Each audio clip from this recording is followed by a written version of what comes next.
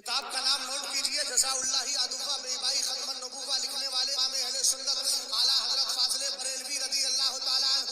اور اعلیٰ حضرت نے کس کے حوالے سے لکھا وہ بھی بتا دوں، حلیت الاولیاء کے حوالے سے لکھا۔ اس کے لکھنے والے کون ہیں؟ سیدنا ابو نعیم رضی اللہ تعالیٰ عنہ ہے۔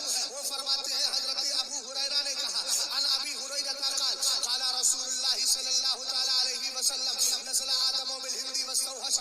سنو ذرا توجہ کرنا۔ حضرت ابو ہریرہ رضی اللہ تعالیٰ عنہ فرماتے ہیں جب حضرت آدم ہندوستان میں تشریف لائے، ادھر توجہ کیجئے میری طرف، کہاں آئے؟ اونچا بولو، ہندوستان کہاں سے آئے؟ کہاں آئے؟ بولے ہندوستان میں آئے۔ کہاں سے؟ جنت سے۔ رب کہتا ہے قل اہبطوا منہا اے من الجنت، قل اہبطوا منہا جمیعا، تم سب جنت سے نیچے اترو۔ ہم نے کہا حضرت آدم آئے، حضرت حوا آئے، ابھی تو شیش بھی نہیں ہے، نو بھی نہیں ہے، ابھی تو اور کوئی نہیں ہے، نہ حابیل و قابیل ہے، لیکن اللہ فرما رہا ہے سب اترو، سب اترو، سب اترو۔ علامہ جلال الدین سیوطی نے کہا سب سے مطلب کیا ہے؟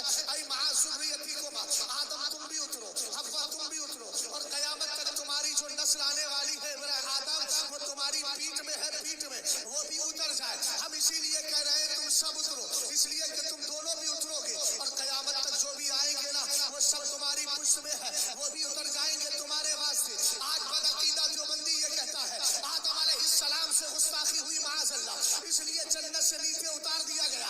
ہم نے کہا ابے عقل کے اندھے غور تو کر، حضرت آدم زمین پر جو آئے ہیں وہ اس لیے نہیں کہ ان سے گستاخی ہو گئی تھی، ان سے گناہ ہوا تھا، کہنے لگا پھر آئے کیوں ہے؟ ہم نے کہا تجھ جیسا بدکار بھی ان کی پیٹ میں موجود تھا، ہم جیسا وفادار بھی موجود تھا، تجھ جیسے غداروں کو دنیا میں چھوڑنے آئے ہیں، ہم جیسے وفاداروں کو جنت میں لے جانے کے لیے آئے۔